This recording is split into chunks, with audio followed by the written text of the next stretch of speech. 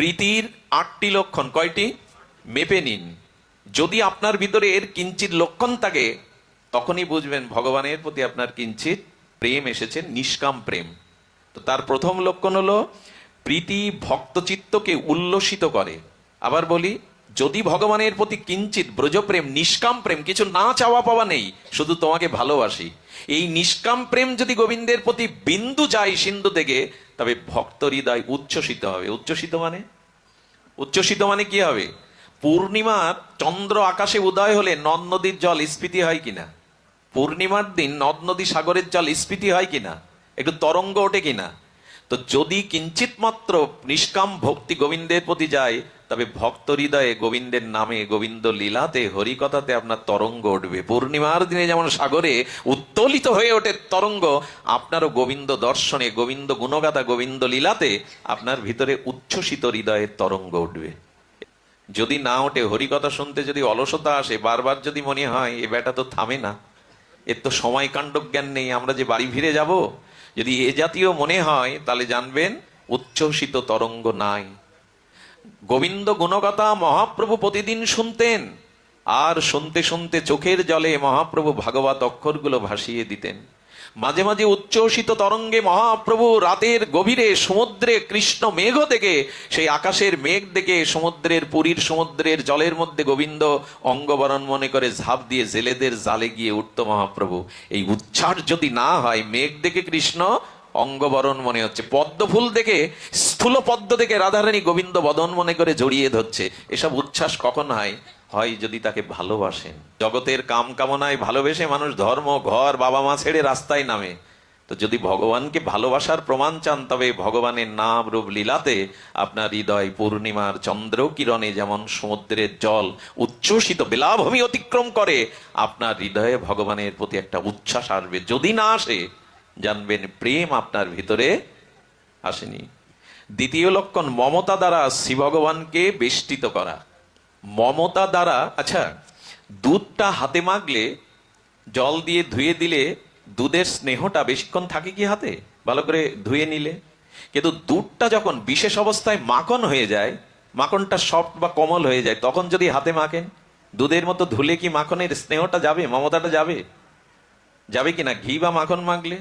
তো গোবিন্দকে ভালোবাসলে, বারবার বলছি, কোনো চাওয়া পাওয়া কামনা বাসনা, ইহকালের পরকালের কোনো নিজ সুখ নাচে, যদি তাকে নিজ মনে করে, প্রিয় মনে করে, সখা মনে করে, ভালোবাসার প্রিয়তম মনে করে ভালোবাসতে পারেন, তখন আপনার ভিতরে দ্বিতীয় লক্ষণ আসবে, মমতা জন্মাবে। আর সেই মমতা দ্বারা গোবিন্দকে সবসময় বেষ্টিত করে রাখতে চাইবেন। খুব ভালোবাসার মানুষকে কাছে পেলে ছেড়ে দিতে চান, কিন্তু যদি ভালোবাসা নেই, এসে আমার সামনে বকছে, আজ আমি যাব না যদি বলে, আরো 2 ঘন্টা থাকবো, তখন আপনার ভিতরে বিরক্তি তৈরি হয়। ভগবানকে ভালোবাসা মানে কেমন জানেন? তাকে মমতা দ্বারা, স্নেহ দ্বারা সবসময় জড়িয়ে রাখতে ইচ্ছা করে। রান্নাঘরে গিয়েও রান্না করতে গিয়ে মনে হয় এই প্রসাদ সে পাবে, ফুল দেখলে মনে হয় এটা গোবিন্দকে পাবে, জড়িয়ে যেতে ইচ্ছা করে মমতাটা। আচ্ছা, মেলায় গেলে পকেটে টাকা থাকলে কি করতে চান আপনারা? বাড়ির ছোট মেয়েটার মনে করে তার জন্য কোনো খেলনা বা দ্রব্য, একে বলে মমতায় বেঁধে রাখা। যেখানে যান তার কথা মনে পড়বে, তার জন্য কিছু আনতে মন চাইবে। তা আমাদের হয়তো বাজারে এসছি, নিজের জন্য বাজারের সাথে সাথে রাধারানীর জন্য একটু কিছু নিয়ে যায়। বিশ্বাসটা কেমন জানেন? আমার এই উচ্চারণ করা ঠিক হচ্ছে না, আমি ক্ষমা চেয়ে নিচ্ছি। রাধারানী গোবিন্দকে মাঝে মাঝে বিরস বদনে দেখে বলে, তোমাকে কোনো সখীর শৃঙ্গার, সখীকে পেতে ইচ্ছা করছে? গোবিন্দ যদি বলে অমুক মঞ্জুরির কুঞ্জে আমি যাব, রাধারানী কৃষ্ণকে নিজে সাজিয়ে দেয়, দিয়ে হাত ধরে সেই মঞ্জুরির কাছে করজোরে বলে, আমার শ্যামসুন্দর প্রিয় পরম তোমার সেবা চাইছে। সেই মঞ্জুরির কোলে গোবিন্দকে বসিয়ে বলে, তবুও তুমি আমার প্রিয়। এ জগতে সম্ভব এটা? কোন স্বামী যদি তার স্ত্রীকে বলে, অমুক রমণীকে আমার ভালো লাগে, আমাকে তার কাছে নিয়ে চলো, বাড়ি থেকে বের করে দেবে, মুখ দেখবে না। কিন্তু রাধারানী জান, আমি একা তাকে সেবা করে সুখ পাচ্ছি না, সবাই যদি আমার প্রিয়কে সেবা করত। তথাপি তুহু মম প্রাণ। রাধারানী অন্য মঞ্জুরির কোলে দিয়েও গোবিন্দকে বলতে পারে, তথাপি তুহু মম, তুমি আমার। এটা কখন হয়? যখন বিশ্বাস থাকে তার উপরে। বিশ্বাস না থাকলে জানবেন প্রেম আসেনি, সেখানে প্রীতি সঞ্চার হয়নি। যাকে ভালোবাসা যায় তার প্রতি অবশ্যই সুদৃঢ় বিশ্বাস আসবে। এই বিশ্বাসটাই হলো, নালে 100 বছর অপেক্ষা করে গোপীরা কৃষ্ণ আসবে বলে। 100 বছর কেউ কারোর দিকে চেয়ে কাঁদতে পারে, অপেক্ষা করতে পারে, কিন্তু বিশ্বাস, গোবিন্দ প্রাণনাথ বলেছে আমি আসব, তো 100 বছর তারা এরকম বিশ্বাস সহসা হয় গো? হয় না। এই জন্য ভগবানের প্রতি যদি সুদৃঢ় বিশ্বাস আছে, এটা হলো প্রীতির তৃতীয় লক্ষণ। আর প্রিয়তা অতিশয় দ্বারা অভিমান বিশিষ্ট করে, এটা হলো চতুর্থ লক্ষণ। আমি ধ্যান দিয়ে শুনতে বলছি, আপনি নিজে পরিমাপ করতে পারবেন যে ভগবানের প্রতি আপনার কিঞ্চিত প্রেম হয়েছে কিনা। কি বলছেন? অতি প্রিয়তা যার প্রতি থাকে সেখানে একটা জিনিস আসবে, অভিমান। যদি কারো প্রতি আপনার প্রিয়তা থাকে তাহলে সেখানে অভিমান আসবেই। আর অভিমানটা এমন, মাঝে মাঝে রাধারানী গোবিন্দকে দেখে মুখ ফিরিয়ে নিতেন, আর সখীদের বলতেন ওকে তাড়িয়ে দে। পারবেন তো? ভগবানকে সামনে আসলে বলতে তাড়িয়ে দে। রাধারানী বলছেন আমি ওর মুখও দেখবো না, ওকে তাড়িয়ে দে। আমি ওর মুখও দেখবো না, ওকে তাড়িয়ে দে। কুঞ্জে আসবে বলে আর অন্য কুঞ্জে, চন্দ্রাবলীর কুঞ্জে গেলে গোবিন্দকে রাধারানী অভিমানিনী মানবতী হয়ে ফিরিয়ে দিয়েছেন। গোবিন্দ চরণ ধরে কত সাধছে, রাই মুখ তুলে চাও রাই, তোমার বদনের একটুখানি হাসি আমার সমস্ত এই তাপ দূর করবে, একটুখানি চাও। রাধারানী যেই অভিমান করে ফিরিয়ে কৃষ্ণ চলে গেছে, সেই মাটিতে মূর্ছিত হয়ে অশ্রু জলে ললিতা বিশাখাকে জড়িয়ে বলছেন আমার শ্যাম এনে দে, আমি ভুল করেছি অভিমান করে। অভিমান ভগবানের প্রতি আসে তো আপনার? আর এসছে। ভালো না বাসলে, অনুরাগ না হলে তার প্রতি কখনো অভিমান আসে না। এই অভিমানী মানিনী ব্রজসুন্দরীগণ এই অভিমান মানিনী করে কতবার দুয়ার হতে গোবিন্দকে ফিরিয়ে দিয়েছে। আবার ফিরে গেলে এই অভিমান শীতল হলে তারা কাঁদতে বসেছে, কেন ফিরিয়ে দিলাম, কেন তার মুখ দেখবো না। একদিন রাধারানী গোবিন্দকে বলছেন যে শোন সখী, শোন ললিতা, আমি আজ থেকে প্রতিজ্ঞা করছি আমি গোবিন্দের বদন আর দেখবো না, তার সাথে আর কথা বলবো না। যেই বলেছে, কৃষ্ণ তখন সখীদের চোখের ইশারায় বলছেন এখন কিছু সহযোগিতা করো আমার, যাতে রাধারানীর এই প্রতিজ্ঞা আমি ভাঙাতে পারি। তো গোবিন্দ তখন সখীদের ইঙ্গিত করেছে। ললিতা বিশাখা তখন বলছে আরে রায়, বড় ভুল করলি প্রতিজ্ঞা করে যে কৃষ্ণের সাথে আর কথা বলবি না, তার দিকে আর চাইবি না। আরে আজ কৃষ্ণকে কে সিঙ্গার করেছে, দেখে মনে হচ্ছে আর আগে কখনো এই রূপ দেখেনি। আরে তাকে দেখলেই নয়ন ফের, মানে রাধারানী লোভ বাড়িয়ে দিচ্ছে।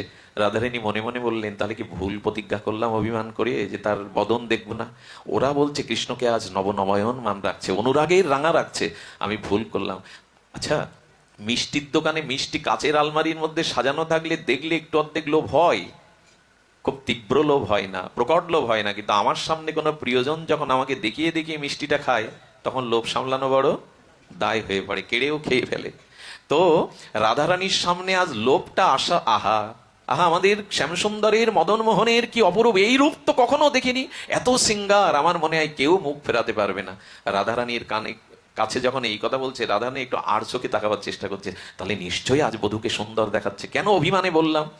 রাধারানী তাকাতে তাকাতে একবার তাকিয়ে ফেলেছে। গোবিন্দ বললেন কি গো, হ্যাঁ, তোমাদের তোমাদের প্রেমময়ী প্রতিজ্ঞা রাখতে পারলো না, এমনি করে অভিমান করতো, আর সেই অভিমান সঙ্গে সঙ্গে শ্যামসুন্দর ভাঙাতো। ভগবানের প্রতি অভিমান হয়তো, অভিমান কাকে বলে জানেন? অগ্রদ্বীপে গোবিন্দ ঘোষের ছেলে মারা গেছে। গোবিন্দ ঘোষের এই নবদ্বীপের উপরে অগ্রদ্বীপে যেই মারা গেছে, মন্দিরে শিকল তুলে দিয়ে বলছেন আমি তোমাকেও পুত্র জ্ঞানে ভালোবাসি, আমার ছেলেকে কেন কেড়ে নিলে? আমি তো তোমার চরণে তাকে দিয়ে দিছি, তবে তোমার মতো নিষ্ঠুরের সেবা আমি আর কোনোদিন, যাও বেরিয়ে যাও। পারবেন একথা ভগবানকে বলতে? যাও বেরিয়ে যাও, তোমার সেবা আমার এখানে নাই। শিকল তুলে দিয়ে 3 দিন মন্দির বারান্দায় না খেয়ে পড়ে আছে গোবিন্দ ঘোষ। কি বলবো আপনাদের, 3 দিনের মাথায় বিগ্রহ রূপে গোবিন্দ বাইরে বেশিয়ে রাখছে, বাবা বাবা ওঠো, 3টে দিন তুমি খেতে দাওনি, আমি 3টে দিন বড় ক্ষুধায় কাতর আছে। গোবিন্দকে আর কিছু দিচ্ছে না জগতের জীব, তোমার হাতে না পেলে যে আমার ভালো লাগে না, ওঠো।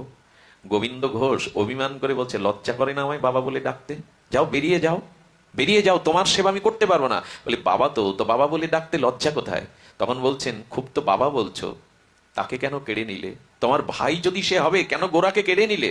কি বলেছিলেন জানেন গোপীনাথ? এই শুনুন, একথা আমরা সহ্য করতে পারবো না। বললেন গোপীনাথ তখন বলছেন, গোবিন্দ ভালোবাসা ভাগাভাগি আমার পছন্দ হয় না, যদি দিতে হয় 16 আনা ভালোবাসা আমায় দাও, জগতে অন্যকে ভালোবাসা হোক আমি এটা পছন্দ করি না, ভালোবাসা সবটুকু আমায় দাও। তাই আমি ওকে আমার চরণে নিয়ে নিয়েছি, যাতে ভালোবাসা 16 আনা আমাকে দিতে পারো। আচ্ছা তুমি তো আমার বাবা, একটা প্রশ্নের উত্তর দাও তো, কারো 2টো পুত্র থাকলে একটি পুত্র মারা গেলে আর এক পুত্রকে 3 দিন না খাইয়ে কোনো পিতামাতা রাখে? আমি তো তোমার পুত্র, আমাকে না খাইয়ে কেন রাখছো? সঙ্গে সঙ্গে গোবিন্দ ঘোষ উত্তর দিচ্ছে, পুত্র বলে যে দাবি করছো, শ্যামদ্দরি নিতে পারবে আমি মারা গেলে? হবিষণ্ণ করতে পারবে আমার জন্য? সেদিন গোপীনাথ বলেছিলেন আমি যার দায়িত্ব নেই তার দায়িত্ব 16 আনা পালন করি। আমি কথা দিলাম তোমার শ্যামদ্দরি আমি নেব। গোবিন্দ ঘোষ যেদিন দেহ রক্ষা করলেন, সেদিন মন্দিরের দোয়ার খুলে গিয়ে ভক্তরা কি দেখলো জানেন? দেখলো গোবিন্দ বিন্দু বিন্দু অশ্রু ফেলে কাঁদছেন। পূজারীকে বললেন, আমাকে সাদা কাপড় পরিয়ে দাও, হাতে লাঠি ধরিয়ে দাও, আজ থেকে তোমরা হবিষণ্য দেবে আমার মন্দিরে। যেদিন শ্রাদ্ধ হয় সেদিন অগ্রদ্বীপের গোপীনাথ বিগ্রহ পায়ে হেঁটে মন্দির থেকে আসনে বসে পিতার শ্রাদ্ধ তর্পণ করেছিল। আজও 600 বছর ধরে এই অগ্রদ্বীপে, নবদ্বীপের গঙ্গার ওপারে অগ্রদ্বীপে আর ঘোষ শ্রীপাটে আজও মহোৎসবের দিন গোপীনাথকে বাইরে বের করা হয়, সাদা কাপড় পরানো হয়, আজও পিতার মহোৎসব তিনি করেন। এই হলো অভিমান। 3 দিন তাকে না খাইয়ে রেখেছে। আরে জগদানন্দ মহাপ্রভুর জন্য নবদ্বীপে শীতল তেল নিয়ে গেছেন, সুগন্ধি তেল। মহাপ্রভু সারা রাত জেগে হাহাকার করে, মাথুর বিরহে রাধা ভাবে বিরহিত মহাপ্রভুর চোখে নিদ্রা নাই, মাথায় হাত দিলে মনে হয় গরম তপ্ত হয়ে গেছে। তাই নবদ্বীপ থেকে মাথায় করে আর নিয়ে গেছেন সুগন্ধি তৈল। আর তৈল নিয়ে গিয়ে বলছে, প্রভু বড় কষ্ট করে পায়ে হেঁটে জগদানন্দর সাথে অম্লমধুর সম্পর্ক। উনি ছিলেন দাপর লীলাতে সত্যভামা দেবী। তো স্বামী স্ত্রীর মধ্যে মধুর অম্ল সম্পর্ক থাকে, সেই ভাব বলছে এই তেল তোমাকে মাখতে হবে। মহাপ্রভু বলছে, জগদানন্দ হ্যাঁ, আমাকে ঠান্ডা তেল মাখাও, একটা পালঙ্ক এনে দাও, আমি ওই ভোগী হয়ে যাই। আমি ত্যাগের জন্য, কৃষ্ণ প্রেমের জন্য ছেড়েছি, তোমরা আমাকে সুগন্ধ তেল মাখাবে? যাও জগন্নাথ মন্দিরে প্রদীপে দিয়ে এসো। বলে কি, আমি তোমার মস্তকে দেবো বলে তেল আনলাম জগন্নাথের মন্দিরে? থাক তোমার জগন্নাথ। আষাঢ় পড়ে সেই ভাণ্ড ভেঙে দিয়ে তেল ছড়িয়ে পড়লো, আর ঘরে গিয়ে অভিমান করে 3 দিন না খেয়ে দরজা দিয়ে থাকলো। ভালো না বাসলে অভিমান হয় তার প্রতি। সুন্দর করে সাজাতে তার ইচ্ছা করে, সে যাতে ভালোবাসে সে সেই রূপেই। দেখবেন যে যাকে ভালোবাসে তাকে বিলসিত করার জন্য তার পছন্দের রংটাই সে ব্যবহার করে। কেমন জানেন? গোবিন্দের রং কি, গোবিন্দের বসনের রং কি, এগুলো তো আমরা অনেকেই জানি না। তা না জানলে তাকে মনে মনে সাজাবো কি করে? গোবিন্দকে অভিষেক করে তাকে প্রতিদিন সাজাবো কি করে? গোবিন্দের বরণটা হলো পীতবরণ। পীতবরণ কাকে বলে? সুখ পাখি মানে টিয়া পাখির পালকের যে রংটা, টিয়া পাখির যে পালক, ওই পালকের যে রংটা, ওই রংটাকে বলে পীতবরণ, হলুদ বরণ, ওটা অনুরাগের রং। গোবিন্দ কালো শ্যামল, উনি পীতবরণ পড়েছেন কেন? রাধারানীর অঙ্গকান্তির রংটা, পীতবরণটা গোবিন্দ বসন করে পড়েছে, যে রাধারানীর কান্তিটা যাতে আমাতে মিশে যায়। বিলসিত করে মানে যে যাকে ভালোবাসে তার রঙে সে রাঙাতে চায়। দেখবেন তার পছন্দ, তার রংটাই তার প্রিয়। রাধারানী, গোবিন্দ পরেছেন কি পীতম্বর, আর রাধারানী কি পরেছে? রাধারানীকে যখন মনে মনে সাজাবেন কি শাড়ি পরাবেন? নীলম্বর, অর্থাৎ নীল শাড়ি। কেন? গোবিন্দ শ্যামল, গোবিন্দ নীল, এই জন্য রাধারানী শাড়িটাও পরেছেন নীল শাড়ি, যাতে তার অঙ্গটা আমার অঙ্গজ্যোতিতে মিশে যায়। আমরা সাজিত ভগবানের জন্য, তোমার সামনে যাচ্ছি, তোমার যা পছন্দ সেই অনুরাগে সাজিত, আর সেজেছি আমরা। ভালো না বাসলে তার সামনে বিলসিত হয়ে কেউ যায়? এই জগতে যে কাঙাল ভিখারি, সে বিয়ের দিনে বাসর রাতে সুন্দর করে সাজে, কারণ প্রিয়ের কাছে যেতে গেলে বিলসিত হয়ে যেতে হয়। মনের অনুরাগ, নিজের সৌন্দর্য, তার সান্নিধ্য, সবকিছুতে লোভ জাগে। এই লোভ এমন জাগে যে বিল্বমঙ্গল ঠাকুর চিন্তার প্রদীপ কাছে যাওয়ার এত লোভ তার, যে মাঝ রাতে ঝুমঝুম ঝঞ্ঝাবাদ বৃষ্টি ঝড়ের মধ্যে খেয়া ঘাটে মাঝি নেই, বিল্বমঙ্গল দেখছে ওইটা একটা ভেলা ভেসে আসছে, নিশ্চয়ই চিন্তা আমার জন্য ভেলা ভাসিয়েছে। আসলে ওটা একটা মরা লাশ, পচা গলা। সেই লাশটাকেই ভেলা মনে করে নদীর ওপারে গেল, মনে করলো চিন্তা আমার জন্য ভাসিয়ে দিয়ে। পচা গন্ধটাও নাকে, লাশের গন্ধ যায়নি। এটা কখন হয়? অতিরিক্ত লোভ যদি কোনো বস্তুতে হয় তখন বাহ্যিক তার স্মৃতি। আর এই চিন্তামণির প্রাচীলে বড় অজাগার সব জড় জড় অবস্থায় এপাশে ওপাশে আছে, মনে করে চিন্তা আমি যাবো বলে সিংহদোয়ার বন্ধ, তাই সুতোটা নিয়ে রেখেছে। গোপীরা গভীর রজনীতে কেন রাসের বংশীর ধ্বনিতে জঙ্গলে যাবেন তারা? বলে যদি যাকে ভালোবাসা হয় তার প্রতি লোভ জেগে যায়। লোভ যদি একবার জাগে সে কোনো বিধিবিধান নিয়ম আর মানবে না। মা বলে দিয়েছে নাড়ু যেন চুরি করে খাস না, ও লোভ কি আমরা সামলাতে পারতাম? সেই নাড়ুগুলো চুরি করেই খেতাম মায়ের চোখের আড়ালে। লোভ কখনো বিধি মানবে না। গোবিন্দ দর্শনের জন্য যেসব গোপীদের আর ঘরে আটকে রেখেছিল পতিরা, গোপী ওই মুহূর্তে দেহ ছেড়ে তাদের আত্মা নিয়ে চলে গিয়েছিল, এত লোভ তাদের। তাহলে সপ্তম লক্ষণ কি? আমি আর আপনাদের অত্যাচার করছি না, লক্ষণগুলো তো বলতে হবে। এগুলো যারা ভালোবেসেছে ভগবানকে, যুগল প্রীতি, তাদের এই কথাগুলো এক একটা মূল্যবান হীরার মতো মনে হয়। সপ্তম লক্ষণ হলো প্রতিক্ষণে ভগবানকে নিত্য নূতন নবায়ন মান হনে হবে। বোঝাতে পারলাম না? যেখানে প্রীতি আছে, ভালোবাসা আছে, তাকে যতবার দেখবেন মনে হয় নূতন দেখছে, এই প্রথম দেখছি। প্রেমের লক্ষণ কি জানেন? পিপাসা বেড়ে যাবে। পিপাসা যদি মিটে যায় জানবেন প্রেম আর সেখানে। জ্ঞানী যদি মনে করে আমার জ্ঞানীর লক্ষণ কি? তৃপ্তি। জ্ঞানী যদি মনে করে আমার সব জানা হয়ে গেছে, আর কোনো আমার তৃপ্তি, সব পেয়ে গেছি, তাহলে জ্ঞান থেমে যায়। আর ভালোবাসা প্রীতিতে যদি পিপাসা কমে যায় জানবেন ওখানে আর প্রীতি নেই। এই জন্য গোবিন্দ নাম রাধারানী কর্ণে শুনেই বলতো, সখী কে গো শোনাইল শ্যাম নাম, কানেরও ভেতরে দিয়া মরমে পশিল গো, আকুল করিল প্রাণ। রাধারানী বলছেন, এই নাম তো আমি কোনোদিন শুনিনি। সারা জীবন যার নাম হৃদয়ে জপ করছে, তার নাম শুনে মনে হয় এই প্রথম আমি আমার প্রিয়ের নাম শুনলাম।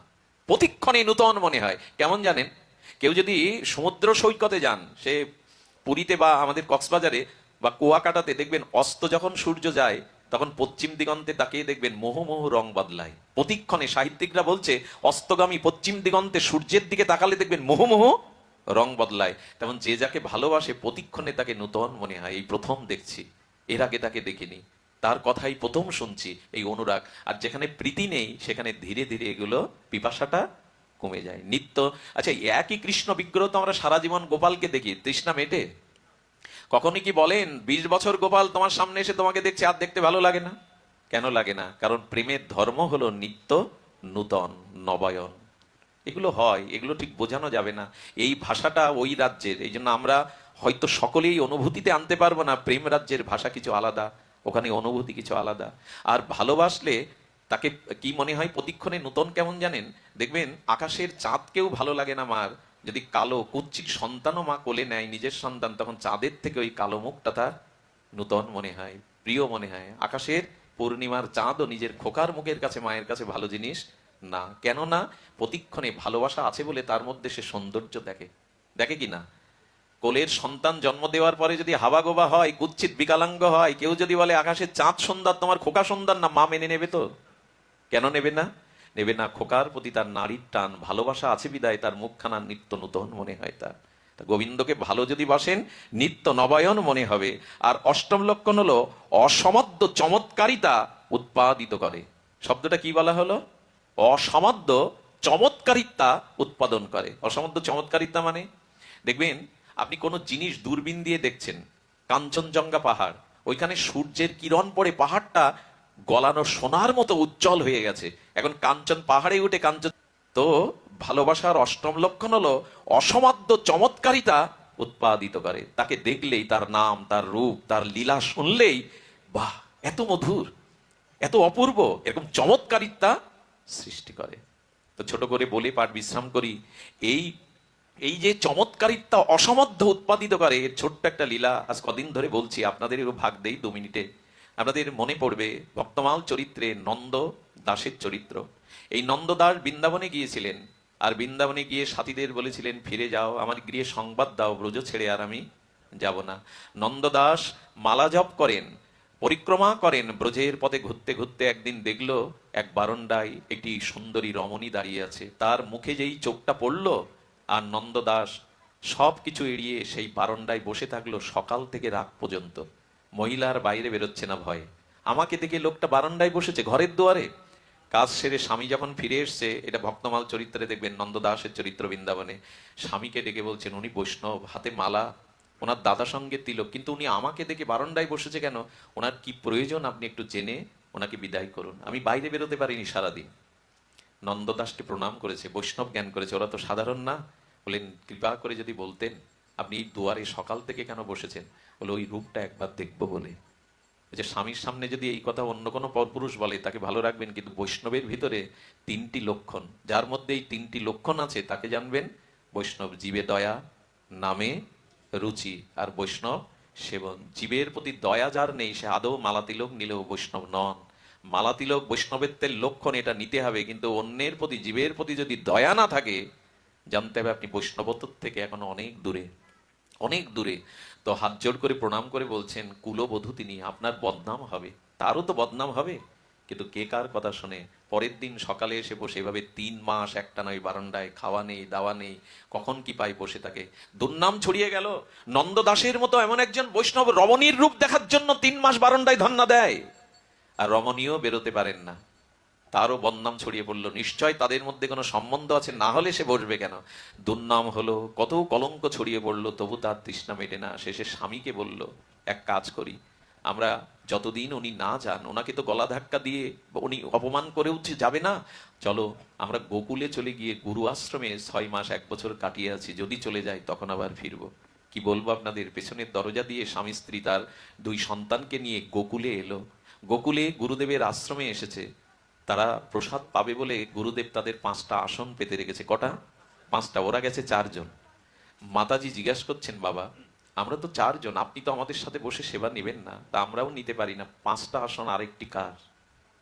বাবা তখন ওই মায়ের মুখের দিকে তাকিয়ে বলছে, যার জন্য ঘর ছেড়ে দিয়ে আমার কাছে এসেছিস, ওই আসনটা আমি তার জন্য পেতে রেখেছি। তুই জানিস না মা ও কে? একদিন এই বৃন্দাবনের বৈষ্ণব সমাজ, সাধু সমাজ, তার পদ পদাবলী